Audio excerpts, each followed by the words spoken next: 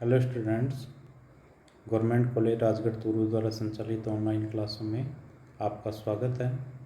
आज हम B part third के द्वितीय प्रश्न पत्र अंतर्राष्ट्रीय संबंध में संयुक्त राष्ट्र संघ का अध्ययन करेंगे। संयुक्त राष्ट्र संघ की स्थापना द्वितीय विश्व युद्ध के बाद अंतर्राष्ट्रीय शांति के लिए की गई थी, जिसका प्रमुख उद्देश्य था कि विश्व में अंतर्राष्ट्रीय शांति बनी रहे और जो विश्व के विवाद हैं उनका शांतिपूर्ण समाधान हो।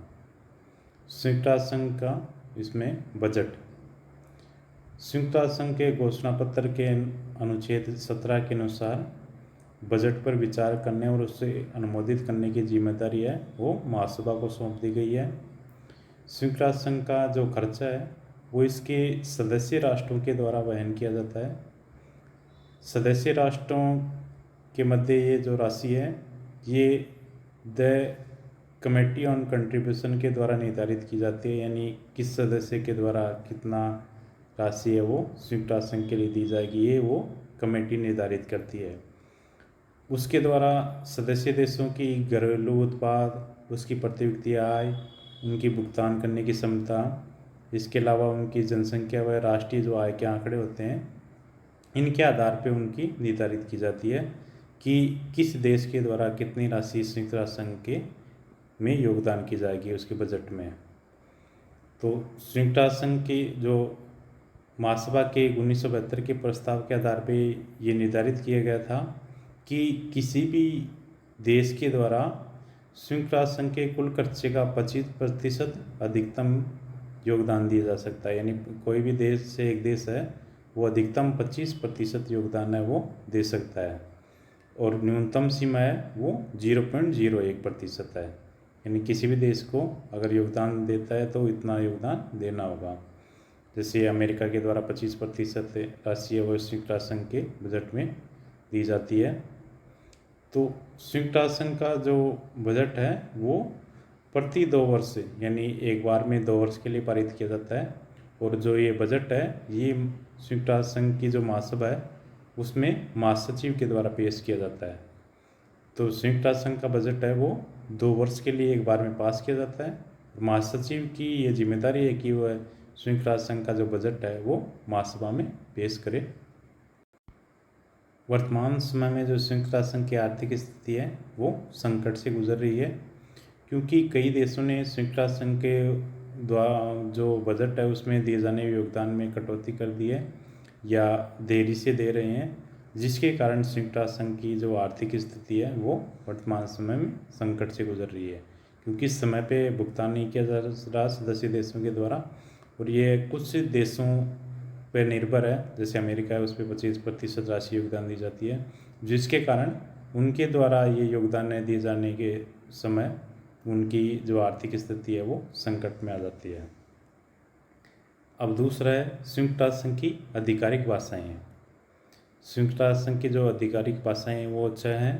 प्रारंभिक जो चार्टर था उस समय 5 भाषाओं को आधिकारिक भाषाओं के रूप में स्वीकार किया गया था, जिसमें चीनी, अंग्रेजी, फ्रेंच, रूसी और स्पेनिश, ये 5 भाषाएं प्रारंभिक समय में संयुक्त राष्ट्र संघ के चार्टर के अंतर्गत आधिकारिक भाषाओं के रूप में स्वीकार की गई थी।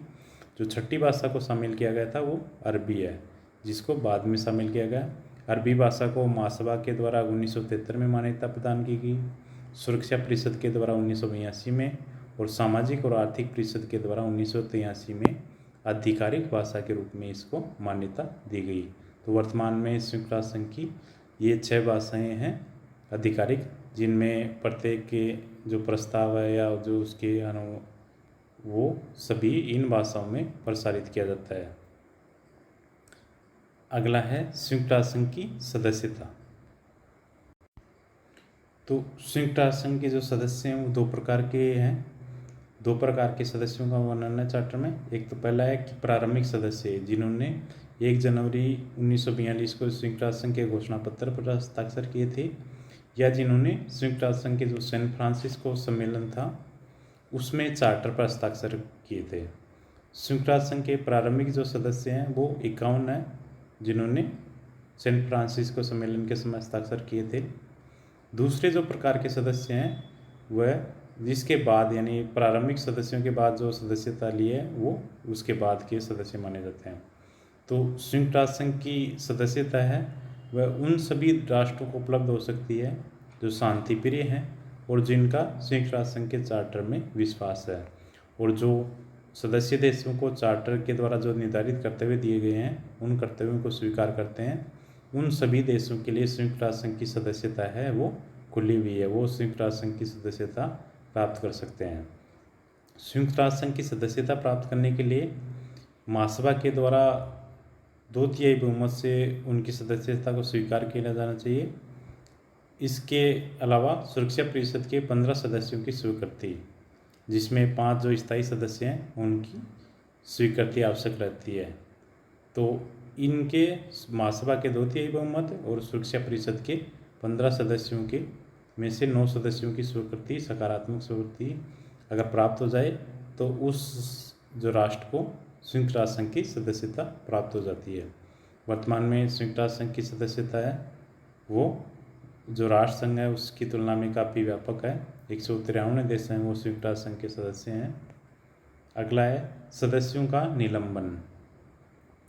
जो संयुक्त राष्ट्र संघ के सदस्य हैं उनका निलंबन है वो सुरक्षा परिषद की रिपोर्ट के आधार पर सदस्य देशों को महासभा के द्वारा निलंबित किया जा सकता है।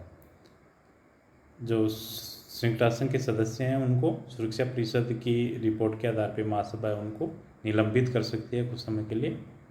अब है सदस्यों का निष्कासन, यानी संयुक्त राष्ट्र संघ के जो सदस्य हैं उनका निष्कासन किस प्रकार हुआ।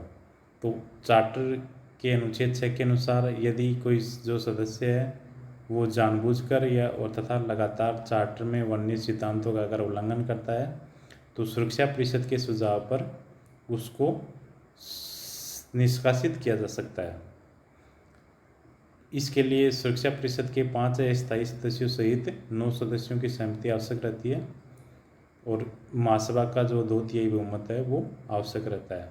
तो सुरक्षा परिषद की 15 में से 9 सदस्यों की सहमति, जिसमें 5 स्थायी सदस्य भी शामिल हैं, उसके द्वारा अगर किसी देश की सदस्यता के निष्कासन के संदर्भ में सुझाव दिया जाए महासभा को, तथा महासभा के द्वारा भी अगर अपने 2/3 बहुमत से प्रस्ताव पारित किया जाता है तो उस जो राष्ट्र है या उस देश को संयुक्त राष्ट्र संघ की सदस्यता से निष्कासित किया जा सकता है। संयुक्त राष्ट्र संघ के अंग, जो संयुक्त राष्ट्र संघ है उसके 6 अंग हैं। पहला है महासभा, दूसरा सुरक्षा परिषद, तीसरा न्याय परिषद, चौथा सचिवालय, पांचवा आर्थिक और सामाजिक परिषद, छठा अंतर्राष्ट्रीय न्यायालय। इन संयुक्त राष्ट्र संघ के 6 अंग हैं, इनके द्वारा अलग अलग क्षेत्रों में अपना कार्य किया जाता है। धन्यवाद।